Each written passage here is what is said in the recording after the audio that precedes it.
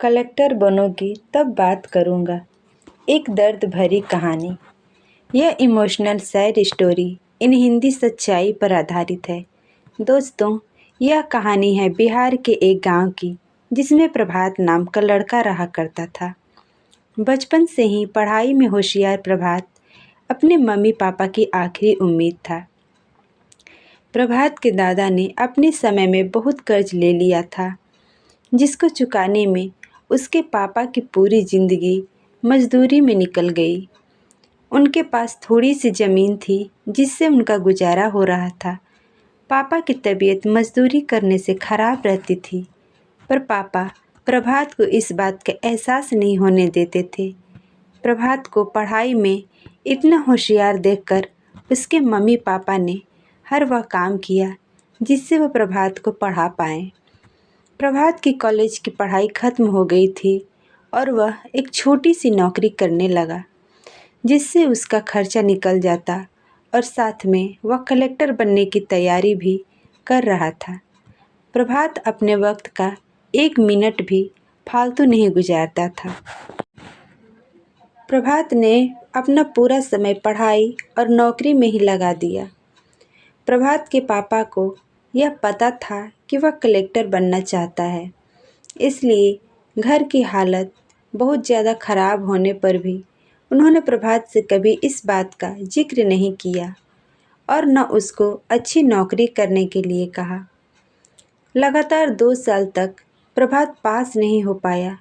उसके बाद भी उसके पिता ने अपना घर और ज़मीन गिरवी रखकर प्रभात को IAS की कोचिंग ज्वाइन करवाई और उसकी नौकरी भी छुड़वा दी और केवल पढ़ाई करने को कहा। प्रभात के पापा हमेशा उससे कहा करते, बेटा, खेत और घर दोबारा आ जाएंगे, पर कलेक्टर दोबारा नहीं बन सकते। आज पूरे साल पढ़ाई करने के बाद प्रभात का रिजल्ट आ गया, जिसमें वह अच्छे नंबरों से निकल गया था। आज उसके पिता से ज़्यादा खुश कोई नहीं था। ऐसा लग रहा था जैसे प्रभात का सपना पूरा होने वाला है, पर भगवान को कुछ और ही मंजूर था। प्रभात का कल इंटरव्यू था और सुबह से उसके पापा की तबीयत खराब थी। प्रभात के पापा उसकी माँ से बार बार कह रहे थे कि प्रभात को मत बताना, और उस दिन देर रात उनकी मौत हो गई। अब एक माँ जिसकी गोद में उसका पति गुजर गया और वह अपने दर्द को भुलाकर अपने बेटे की ज़िंदगी के बारे में सोच रही थी। माँ ने पड़ोसियों तक को इस बात का एहसास नहीं होने दिया कि उसका पति अब नहीं रहा। पूरी रात ऐसे रोई कि आवाज़ भी न निकले, और सुबह प्रभात जब इंटरव्यू देने जाने लगा तब माँ और पापा के आशीर्वाद के लिए उसने माँ को कॉल किया। माँ ने पूरी हिम्मत लगा दी अपना सच छुपाने के लिए और प्रभात को आशीर्वाद दिया। और जब प्रभात ने पापा से बात करने को कहा तो माँ बोली, पापा अब तुमसे बात नहीं करेंगे, वह कलेक्टर से बात करेंगे। इतनी बात करके माँ ने फ़ोन रख दिया। प्रभात का जब इंटरव्यू हो गया तब उसे बताया गया कि उसके पिता की तबीयत खराब है, उसको तुरंत घर जाना है। प्रभात एक पल भी समय नहीं लगा अपने पिता की हालत समझने में। घर पहुंचकर पिता के पैरों में गिरकर वह ज़ोर ज़ोर से रोने लगा और कहने लगा, पापा उठो, देखो मैं कलेक्टर बन गया। आज उसके पिता को वह खुशी मिली थी जिसका उनको वर्षों से इंतज़ार था, पर आज वह इस दुनिया में नहीं थे। भगवान प्रभात के पिता की ज़िंदगी में सुख लिखना ही भूल गए थे।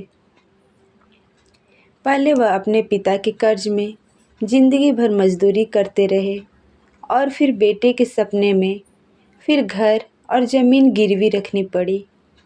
वह ज़िंदगी में कर्ज लेकर आए और कर्ज लेकर ही चले गए। प्रभात के पिता को भले ही जिंदगी में कुछ हासिल न हुआ हो, पर वह अपने लड़के को इस काबिल बना गए कि वह अपनी 7 पुश्तों को बैठे बैठे खिला पाए। प्रभात की माँ ने जो उस रात किया, जिसको करने का जज्बा बहुत कम लोगों में होता है। जब प्रभात कलेक्टर बनकर घर आया, तब माँ ने प्रभात से कहा, बेटा, तुम आज इतने बड़े हो गए हो कि हजारों गरीबों का भला कर सकते हो। जब भी तुम्हारे सामने कोई गरीब मदद मांगने आए, तो अपने पिता और मेरे बारे में सोचना। मैं तुम्हारे बराबर पढ़ी लिखी और समझदार तो नहीं हूँ, पर इतना ज़रूर जानती हूँ कि गरीब आदमी की बहुत मजबूरी होती है। तुम कभी किसी का बुरा मत करना। दोस्तों, इस कहानी से शिक्षा मिलती है कि वक्त कितना भी खराब हो, हम उसे बदल ज़रूर सकते हैं। माँ और बाप के एहसानों को हम कभी नहीं उतार सकते हैं, पर हम अपने कर्मों से उनकी इच्छा ज़रूर पूरी कर सकते हैं। इस कहानी में आपने पढ़ा कि कैसे प्रभात के पिता का जीवन लग गया उसे कलेक्टर बनाने में। जब भी कोई किसी पोस्ट पर या जीवन में बहुत ऊपर किसी पद पर पहुंच जाता है, तब उसमें बहुत सारे लोगों की मेहनत और त्याग लगता है।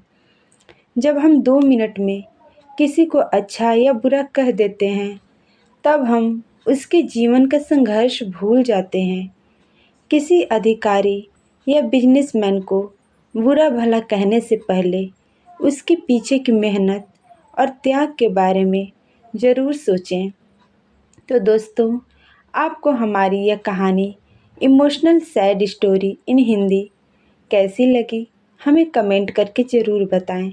कहानी पसंद आई हो तो लाइक शेयर करें, और ऐसी ही कहानियाँ सुनने के लिए हमारे चैनल को सब्सक्राइब करें। धन्यवाद।